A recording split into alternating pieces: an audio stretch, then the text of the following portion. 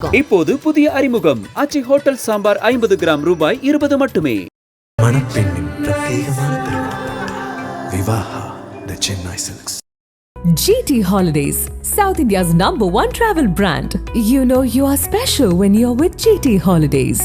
நக்கீரன் நேயர்களுக்கு வணக்கம். இன்று நம்முடன் கருத்துக்களை பகிர்ந்துள்ள இணைந்திருக்கிறார் தமிழ்நாடு முற்போக்கு எழுத்தாளர்கள் மற்றும் கலைஞர்கள் சங்கத்தின் கடலூர் மாவட்ட பொறுப்பாளர் பால்கி அவர்கள். வணக்கம் சார். வணக்கம். நக்கீரன் ஆசிரியர் குழு மற்றும் வாசகர்களுக்கு பால்கியின் அன்பு வணக்கங்கள். 2026 சட்டமன்ற தேர்தல் நெருங்குது. ஒவ்வொரு கட்சிகளும் கூட்டணி தொடர்பான பேச்சுவார்த்தை அது இறுதி இதுக்கு போயிருக்கிறாங்க. அது ஒரு பக்கம். இன்னொரு பக்கம் தமிழ்நாடு அரசு முதலமைச்சர் அவர் யாரெல்லாம் கோரிக்கை வைக்கிறாங்களோ அவங்களெல்லாம் நிறைவேற்றிட்டு இருக்கிறாரு. அதை எப்படி பார்க்குறீங்க? கேட்குறதுனாலும் இன்னொரு பக்கம் வருது மகளிர் உரிமை தொகை. ஒருவேளை எலெக்ஷனை காட்டி நிறுத்திட்டா என்ன பண்ணுறதுன்னு ஒரு 5000 ரூபா முன்கூட்டியே போட்டது. இப்போ நேற்று பார்த்தீங்கன்னா மாற்றுத்திறனாளி உட்பட சில பேருக்கு அந்த தொகையெல்லாம் அறிவிச்சிருக்கிறாரு. இந்த மாதிரி திட்டங்கள் ஒரு பக்கம் போயிட்டே இருக்குது. எதிர்கட்சி அதிமுக தேர்தல் பயத்தில் இதெல்லாம் செய்கிறாங்க அப்படிங்கிறாங்க. இன்னொன்று, மோடி வந்தார் மதுரைக்கு. அவர் தமிழ்நாட்டு அரசியலை எப்படி பார்க்குறாருன்னே தெரில. அவர் திமுக அரசு தோல்வி அடைஞ்சிரும், ஊழல் அரசு அப்படின்லாம் அவர் குற்றம் சாட்டிட்டு போயிருக்கிறார். அது ஒரு பக்கம். இன்றைக்கி தஞ்சாவூரில் விஜய் அவர் வழக்கம் போல் திமுகவுக்கும் விஜய் டிவிகேவுக்கும் தான் போட்டி களத்தில் அப்படிங்கிறாரு. மீனவர்களுக்கு என்ன செஞ்சீங்க அப்படின்னு கேள்வி எழுப்புகிறாரு. விவசாயிகளுக்கு என்ன செஞ்சீங்க அப்படின்லாம் கேள்வி எழுப்புகிறாரு. ரெண்டாவது அவர் ஒரு 10 வாக்குறுதி கொடுத்துருக்குறாரு விவசாயிகளுக்கு. அந்த பயிர் கடன் தள்ளுபடி 5 ஏக்கருக்குள்ளே 5 ஏக்கருக்கு மேலே 50% பயிர் கடன் தள்ளுபடி. 2 ஏக்கருக்கு குறைவாக உள்ள விவசாய குடும்பத்தில் உள்ளவங்கள குழந்தைகளை படிப்பு செலவை ஏற்போம். இப்படி அவர் சில வாக்குறுதிகள். ரேஷன் கடை 500 குடும்பங்களுக்கு ஒரு ரேஷன் கடை, அந்த மாதிரிலாம். திமுக அதிமுக எல்லாத்தையும் குறை சொல்லிட்டு போயிருக்கிறார். இன்றைக்கி தமிழ்நாடு அரசியல் அந்த தேர்தல் நெருங்கிற நேரத்தில் இது போன்ற அரசியல் களத்தை எப்படி பார்க்குறீங்க? தமிழகத்தினுடைய தேர்தல் 2026 எந்த மாதம் நடத்தப்படும் என்பது கூட தேர்தல் கமிஷனால் சரியாக திட்டமிடப்படாத ஒரு மோசமான சூழல் நிலவுகிறது என்பது மட்டும்தான் உங்க கேள்வியில தொட முடியல. எல்லாத்தையும் நீங்க பரபரப்பான செய்திகளை பூரா உங்களுடைய கேள்வியில வச்சிருக்கீங்க. நாமளும் இந்த பரபரப்புல இருக்கக்கூடிய ஏமாற்றும் கட்சிகள் எது, நிறைவேற்றும் கட்சிகள் எது என்று வித்தியாசத்தை வாசகர்களுக்கு தெளிவுபடுத்த வேண்டியது நம்முடைய கடமை. அந்த வகையில நம்முடைய திருப்பரங்குன்றத்துல போய் நாமெல்லாம் சாமி கிட்ட உழுந்து கும்பிடுறதா இருந்தால் தரையில் தான் கும்பிடுவோம். நமக்கு நம்ம அம்மா அப்பா பாட்டி சொல்லி வச்சது என்னன்னா, நம்ம துண்டு எதுவுமே இல்லாம நாம உடுத்தின துண்டோட நாம தரையில் விழுந்து வழங்கினால் இறைவன் பாதம் பட்ட அந்த தரையின் மூலம் புண்ணியம் உங்களை சேரும். அது அந்த குருக்களை யாராவது ஒருத்தர் நல்லா முடிவு பண்ணிட்டாரு, இங்க இருக்கிற புண்ணியம் அவருக்கு போய் சேரக்கூடாதுன்னு. அதுல ஒரு துண்டை போட்டு அந்த புண்ணியத்தை திருப்பரங்குன்றத்திலே அந்த ஐயர் வச்சுட்டாருன்னு தான் நான் அந்த காட்சியை பார்த்தேன். இன்னொன்னு அவர் எங்க சொல்லியிருக்கிறது, திராவிட முன்னேற்ற கழகம் இந்த ஆட்சி மிகப்பெரிய ஊழல் ஆட்சின்னு. இல்ல எனக்கு என்ன பெரிய விஷயம்னா, அங்க அவர் பக்கத்துல உட்கார்ந்து இருக்கிற ஆட்கள் பூரா நானும் மருந்துக்கு தேடுறேன். ஜி.கே. வாசன் உட்பட கிடைச்ச காலத்துல அந்த கிடைச்ச கேப்ல கடா வெட்டுறதுன்னு ஒரு பழமொழி இருக்கும். அந்த அடிப்படையில துறைமுகம் இல்லாத இடத்துல துறைமுகத்துக்கான சில சலுகைகளுக்கு சில ஆட்களிடம் பணம் வாங்கிய விவகாரத்தில் மூப்பனாருடைய பெயரை கெடுத்த வாசன் உட்பட அங்க உட்கார்ந்துருக்கிறாங்க. அப்பா மகனுக்கு இடையில ஏற்பட்டு இருக்கக்கூடிய சண்டையில அவர் சரணடைந்த இடம் பிஜேபி. ஏன் சரணடைந்தார் என்பதற்கு அவர் மருத்துவத்துறை அமைச்சராக இருந்த போது இருக்கக்கூடிய சப்ஜெக்டுக்கு இன்னமும் எஃப்ஐஆர் போடல. அப்ப எஃப்ஐஆர் விழுந்துட்டா நம்ம வேற கூட்டணிக்கு போயிடலாம். விழாம இருக்கிற வரைக்கும் ஆளும் கட்சி கூட்டணியில் தான் இருந்து ஆகணும். அவருக்கு சென்னையில இருக்கக்கூடிய பிரிட்ஜ் மோசமா இருந்ததுன்னா அதனுடைய பர்டிகுலர்ஸை வாங்கி அவர் பேசிடுவார், இதில் ஊழல் நடந்துள்ளது, இதில் மக்கள் திண்டாடுகிறார்கள்னு. ஆனா 2 முறை ஃபண்டு வாங்கி அதுல ஒரு பாதி கூட நிறைவேற்றாம பிஜேபி ஆளும் மாநிலங்கள்ல அதனுடைய அமைச்சர்கள் மீது வழக்கு பதியப்பட்டு சிபிஐ கைது செய்திருக்கிறது பிஜேபியா இருந்தாலும் பீகார்ல என்ற விவரம் அகில இந்திய அரசியலுக்கு தயாராக இருக்கக்கூடிய அன்புமணிக்கு தெரியல. சரி, இவங்க எல்லாம் உதிரி கட்சிகள் இப்படியே இருக்கட்டும், அதிமுக கூட இவங்க கூட இருந்தா தான் மோடிக்கு அது சரியா இருக்கும் என்ற நிலை இருந்தாலும் கூட பாருங்க, டிராபிக் இன்ஸ்பெக்டரா பியூஷ் கோயல் வேலை செய்யறாரு பாருங்க. ஒரு அமைச்சருக்கு இதுவரைக்கும் நம்ம அகில இந்திய அரசியல்ல என்ன மாதிரி மரியாதை கொடுத்திருந்தோம்?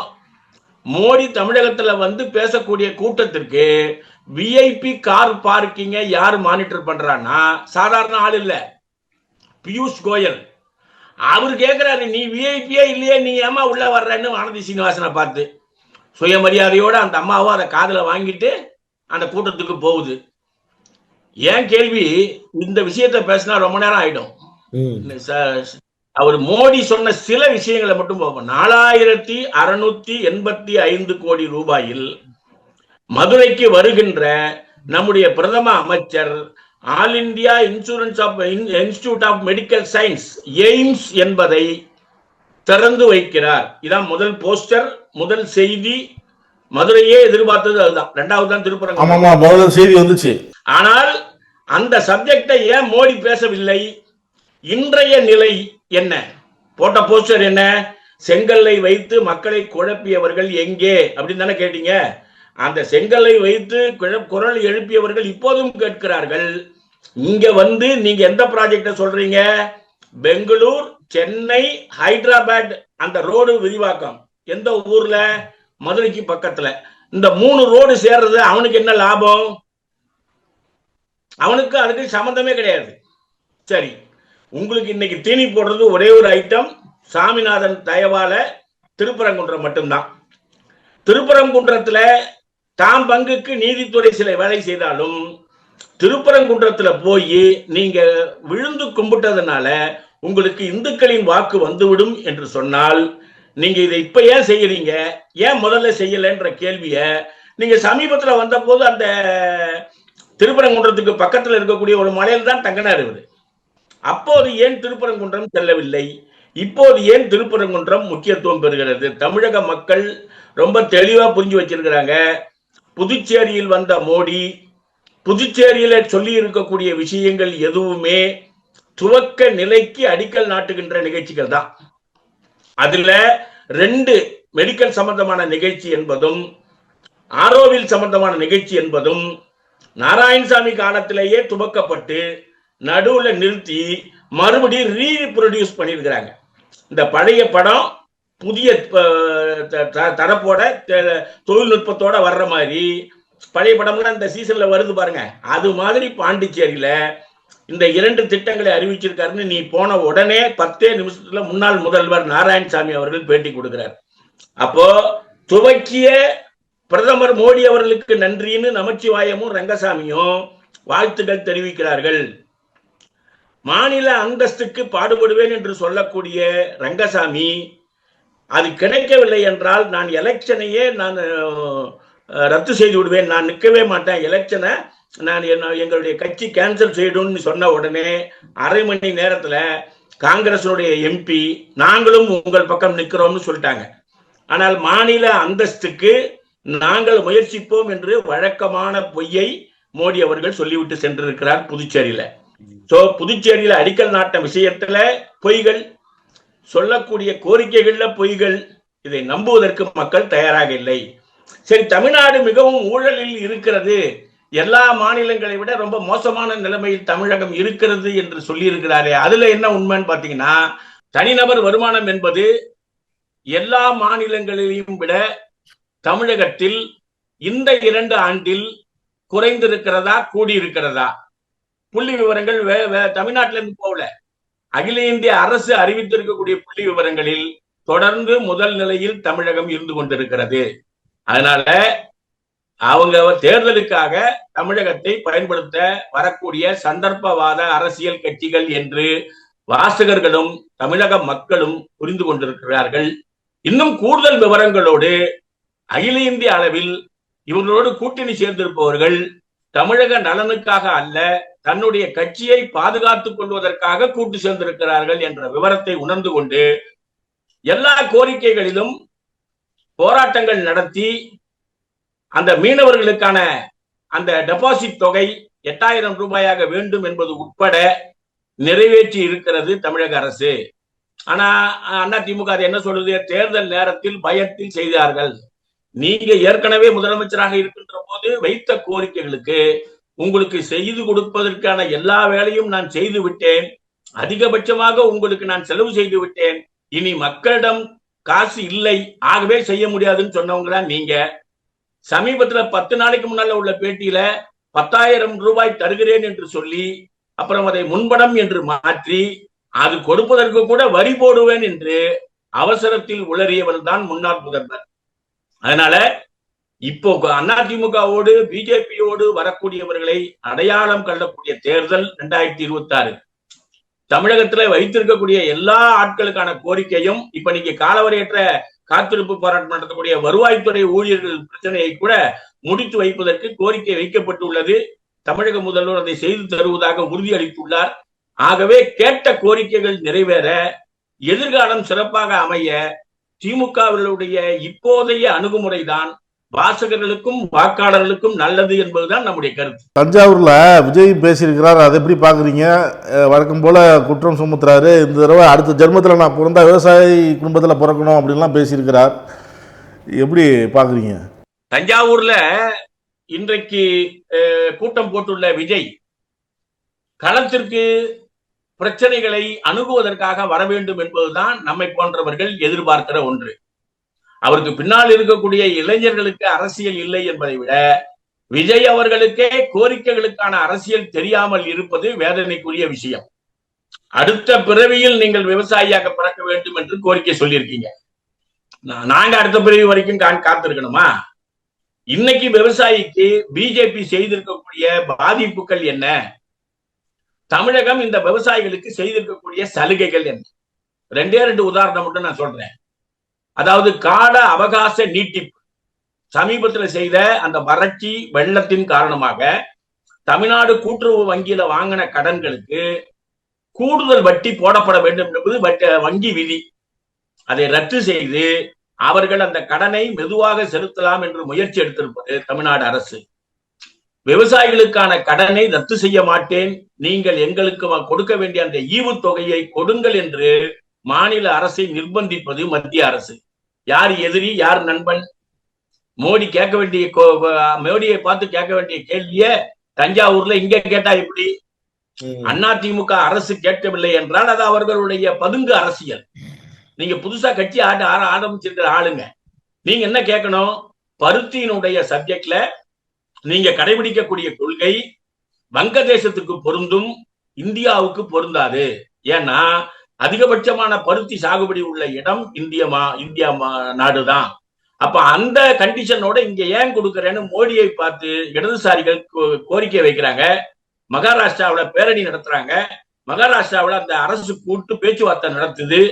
ஆனால் நீங்கள் மோடியை பார்த்து பருத்திக்கான கேள்வியை கேட்காமல் இருந்தால் யாரை பார்த்து பயப்படுவீர்கள் என்று திமுக கூட்டணி கட்சிகள் கேட்பது நியாயம் தானே? ஆகவே அவருடைய அந்த தள அரசியல், பரபரப்பாக பேசப்படக்கூடிய அரசியல், சமீபத்தில் அவருடைய பர்சனல் பிரச்சனை தான் முன்னுக்கு வந்துகிட்டு இருந்தது. பரவாயில்ல, இன்னைக்கு தஞ்சாவூர்ல அவர் பேசுவது, விவசாயிகளை பற்றி பேசுவது வரவேற்புக்குரியது. அதுக்காக மறுபிறவி வரைக்கும் வெயிட் பண்ண வேண்டிய அவசியம் இல்லை. விவசாயிக்கு எதிராக என் அரசு இருக்காது என்று நீங்கள் சொல்ல தயாரா? விவசாயத்திற்கு வாங்கியக்கூடிய மாநிலங்களின் கடனை மத்திய அரசு ரத்து செய்ய வேண்டும் என்று தமிழக முதல்வர் குரல் கொடுக்கிறாரே, நீங்கள் திமுகவின் பக்கம் நின்று குரல் கொடுக்க தயாரா? இது ரெண்டுமே விஜயால சொல்ல முடியாது. அவர் சந்தர்ப்ப சூழல் அரசியல் நடத்துகிறார். அவர் வைக்கின்ற கோரிக்கை பரபரப்பு கோரிக்கை, நிறைவேற்றுகின்ற மாற்று திட்டத்தோடு அவர் கோரிக்கை வைக்கவில்லை என்று குற்றம் சாட்டுவதுதான் நம்முடைய வேலை. அவருடைய பின்னால வந்திருக்கக்கூடிய ஆளுங்களுக்கு முதல்ல அவர் அரசியல் சொல்லி அரசியலை புரிய வைத்து அவரும் அரசியலை கற்று அதன் மூலம் ஒரு மாற்றத்தை கொண்டு வரலாமா? கொண்டு வரலாம். எடுத்த உடனே நான் நேரா சிஎம்க்கு உட்காந்துருவேன், துணை சிஎம் இவங்களுக்கு கொடுப்பேன்னு சொன்னா சொர்க்கத்துலதான் நடக்கும் அல்லது தூக்கத்துல நடக்கும். நடப்பு சட்டமன்றத்துக்குள்ள நடப்பதற்கான வாய்ப்புகள் இல்லைதான். திமுக கூட்டணி அதிமுக கூட்டணி இதெல்லாம் எப்படி பார்க்குறீங்க? காங்கிரஸ் பிரச்சனை பண்ணிக்கிட்டே இருக்குங்கிறார் எடப்பாடி. ஆனால் எடப்பாடி கிட்ட ஒரு சரியான கூட்டணி வலிமையா இல்லை அப்படின்னு சொல்றாங்க. திமுகவில் இருக்கக்கூடிய பெரிய பெரிய தலைகளே பயப்படக்கூடிய அளவிற்கு கட்சிகள் சேர்ந்து கொண்டே இருக்கிறார்கள். நம்ம இது வரைக்கும் பார்த்தோம்னா கிருஷ்ணசாமி அந்த பிளாட்ஃபார்மை விட்டு கீழே இறங்கவே இல்லை. ஆனா இப்ப கிருஷ்ணசாமி வருவதா சொல்றாங்க. பல கட்சிகள் யாரெல்லாம் பிஜேபியை ஆதரித்தார்களோ, ஸ்ரீதர் வாண்டியார் உட்பட, அவங்க திமுக கூட்டணிக்கு ஏன் வருகிறார்கள் என்று சொன்னால், களத்துல இன்னைக்கு ஏற்பட்டிருக்கக்கூடிய மாற்றம், அதிமுக தன்னுடைய நிலையில் இருந்து கீழே இறங்கிய போக்கு. பிஜேபியோட இவங்க எல்லாம் போய் கூட்டணி வைக்கல, அதிமுகவோட கூட்டணி வச்சு பிஜேபியோட நம்ம முன்னேற்றத்தை அடையலாம்னு ஒரு கற்பனையில போனாங்க. ஆனால் அதிமுகவே தன்னை இழந்திருக்கிறார். இப்ப நீங்க டெல்லி ஏன் போனாரு அதிமுக ஆட்கள்? யாரையுமே கூட்டு போகாம இப்ப எடப்பாடி பழனிசாமி போனாரு, வேகமா போனார், வேகமா வந்தார். அது என்ன பிரச்சனை? சசிகலா மூலமுள்ள சக்தி, தினகரன் மூலமுள்ள சக்தி, அதிமுகவில் பிரிந்து இருக்கக்கூடிய அனைவரையும் பிஜேபி ஒன்றிணைக்கும். பிஜேபி ஒன்றிணைக்கக்கூடிய அந்த கட்சிகளுக்கு சீட்டு எடப்பாடி பழனிசாமி கொடுக்க மாட்டார். எடப்பாடி பழனிசாமிக்கு பிஜேபி ஆட்கள் சொல்லுவார்கள், குறிப்பா அவங்களுடைய தளபதி அமித்ஷா அவர்கள் சொல்லுவார், அவர் சொல்லுகின்ற தொகுதிகளை இவங்க கொடுக்கணும். இந்த நிபந்தனை நிறைவேற வேண்டும் என்று பிஜேபி விரும்புகிறது. நாம எல்லாம் பரபரப்பு அரசியல மறந்துட்டோம் பாருங்க.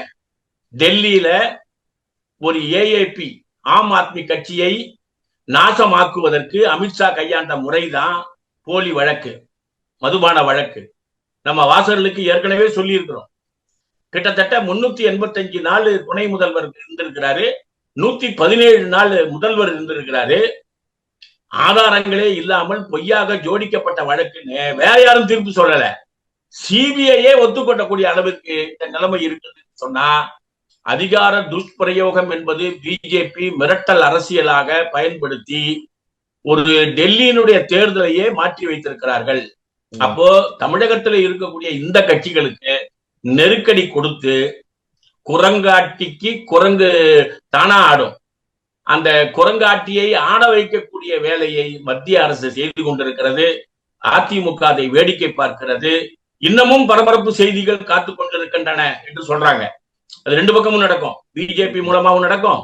அதிமுக முக்கியமான ஆட்கள் திமுகவுக்கு வருவதாக செய்திகள் வந்து கொண்டிருக்கிறது. இந்த சூழ்நிலையில அனுபவம் இல்லாத ஆட்கள் காங்கிரசினுடைய பொறுப்பாளராக இருக்கிற காரணத்தினால சிதம்பரம் போய் பேச்சுவார்த்தை நடத்துறாரு, முன்னேற்றம் நடக்குது. தமிழகத்தின் காங்கிரஸ் அரசியலே தெரியாத ஒரு ஆளை வந்து காங்கிரஸ் கட்சிக்கு பொறுப்பாளரா போட்டு அவர் எந்த பக்கம் போனா நல்லதுன்னு யோசிக்கும் போது கோபண்ணா போன்ற மூத்த தலைவர்களே என்ன சொல்றாங்கன்னா, பாரம்பரியமான காங்கிரஸ் கட்சி விஜய் கட்சியோடு பேசுகிறது என்று சொல்லும் போது எங்களுக்கு உள்ளமே உடைந்து போய்விட்டதுன்னு சொல்றாங்க. அப்போ காங்கிரசுடைய அகில இந்திய அளவுல நடக்கக்கூடிய இந்த பிரச்சனைகளை ராகுல் காந்தி போகிற போக்குல பார்த்துட்டு போறது காங்கிரஸ் கட்சியை வீழ்த்தி விடும். பிரியங்கா காந்தியோ ராகுல் காந்தியோ காங்கிரஸ ஒரு சீரியஸ் மனப்பான்மையோடு அணுக வேண்டும், தவறாக பேசுவதன் மீது நடவடிக்கை எடுக்க வேண்டும்.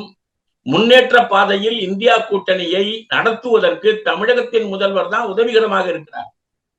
மகாராஷ்டிராவிலையும் நம்முடைய டெல்லியிலையும் நடந்த அந்த போராட்டங்களுக்கு நன்றி யாருக்கு சொல்றாங்க? இந்த பிரச்சனையில் தமிழக முதல்வருக்கு கிடைக்கக்கூடிய பெருமைகள் நியாயமானவை. அந்த வகையில் இந்த தேர்தலை நம்முடைய வாசகர்களும் வாக்காளர்களும் அணுக வேண்டும் என்பதுதான் ஒரு சரியான போக்காக இருக்க முடியும். பேசும்போது குறிப்பிட்டீங்க, மதுரைக்கு மோடி வந்தாரு, அடுத்தது திருச்சி வர்றாரு, ஏற்கனவே ஒரு தடவை மோடி வந்தாரு, அமித்ஷாலாம் வந்தாங்கன்னு சொல்லி இந்த சுறுசுறுப்பு காங்கிரஸுக்கு இல்லை அப்படின்னு அவங்க சொல்கிறாங்களே, ஒரு விமர்சனம் இருக்கு. இப்போ அந்த பக்கம் மோடி அமித்ஷாலாம் வராங்க, இந்த பக்கம் ராகுல் காந்தி வரமாட்டேங்கிறாங்க, பிரியங்கா காந்தி வரமாட்டேங்கிறாங்க, பிரச்சாரத்தில் ஒரு தடவை வந்தால் தானே, இன்னும் 2 தடவை வந்தால் தானே, இப்போவே ஆரம்பிச்சாதானே அப்படின்லாம் சொல்கிறாங்க. அது காங்கிரஸ் எப்பவுமே அப்படிதானா இல்லை எப்படி? காங்கிரஸை பொறுத்த வரைக்கும் இந்திரா காந்தியினுடைய ஆட்சிக்கு பின்பு வரலாற்றுல காங்கிரசினுடைய ரோலை படிக்கும்போது பாத்தீங்கன்னா, கடைசி நேரத்தில் வந்த ராஜீவ் காந்தி கூட ஒரு சில நல்ல ஆட்களுடைய ஆலோசனையை கேட்டு கொண்டு போனார். ஆனால் இன்றைக்கு காங்கிரஸ் என்ன போய் நிலைமையில போய் மாட்டிக்கிட்டு இருக்குன்னா, அது ஒரு பார்ட் டைம் ஜாப் மாதிரி நம்முடைய ராகுல் காந்தி அணுகிறார். பிரியங்கா காந்தி வயநாட்டு சப்ஜெக்ட்ல காட்டக்கூடிய அக்கறை இந்திய அரசியலில் காட்டுவார்கள் என்று எதிர்பார்க்கிறாங்க. ஆனா அந்த அம்மா காட்ட மாட்டாங்க. இது காங்கிரஸ்ல உள்ள பலகீனம்.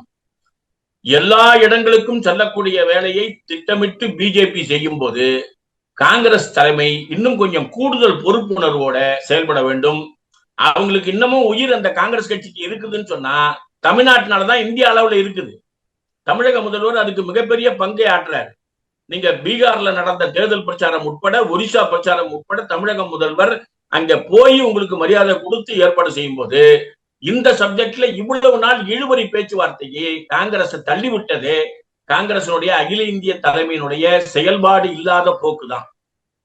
ஒரு சரியான தலைமை இருந்து ஏற்பாடு பண்ணணும். நல்ல வேளை கடைசி நேரத்தில் ராகுல் காந்தி தலையிட்டு சிதம்பரம் போன்றவர்களை அனுப்பி அதுல நடக்க இருந்த முட்டுக்கட்டையை ஓரளவுக்கு சரி கட்டிருக்காங்க. இன்றுக்குள் காங்கிரஸ் ஒரு முடிவுக்கு திமுக கூட்டணியில் வந்துவிடும் என்பதுதான் எதிர்பார்ப்பு. அப்படி வந்தால்தான் காங்கிரசுக்கு எதிர்காலம். ஆக இந்தியா கூட்டணியும் தமிழகத்தினுடைய திமுக ஆட்சியும் வர வேண்டும் என்று சொன்னால் அதில் உள்ள கட்சிகள் இன்னும் கொஞ்சம் கூடுதல் பொறுப்புணர்வோடு செயல்பட வேண்டிய தேவை இருக்கிறது என்றுதான் நம்ம பார்க்கணும். பல்வேறு கருத்துக்களை பகிர்ந்ததற்கு நன்றி சார். பல்வேறு கருத்துக்களை கேட்டமைக்கு நன்றி, வணக்கம். நக்கீரன் டிவிக்கு சப்ஸ்கிரைப் செய்யுங்கள். உங்கள் ஆதரவே எங்கள் பலம். ஆசிரியர்களுக்கு நண்பனாகவும் மாணவர்களுக்கு ஆசானாகவும் திகழும் தேர்வு வழிகாட்டி. ஒவ்வொரு பாடத்திற்கும் அனுபவமிக்க ஆசிரியர்களின் துல்லியமான தெளிவான விடைகள். CNC இருக்கு, தேர்வு பயம் எதற்கு? இது தீரன் பப்ளிஷிங் ஹவுஸ் விற்பனை வெளியீடு.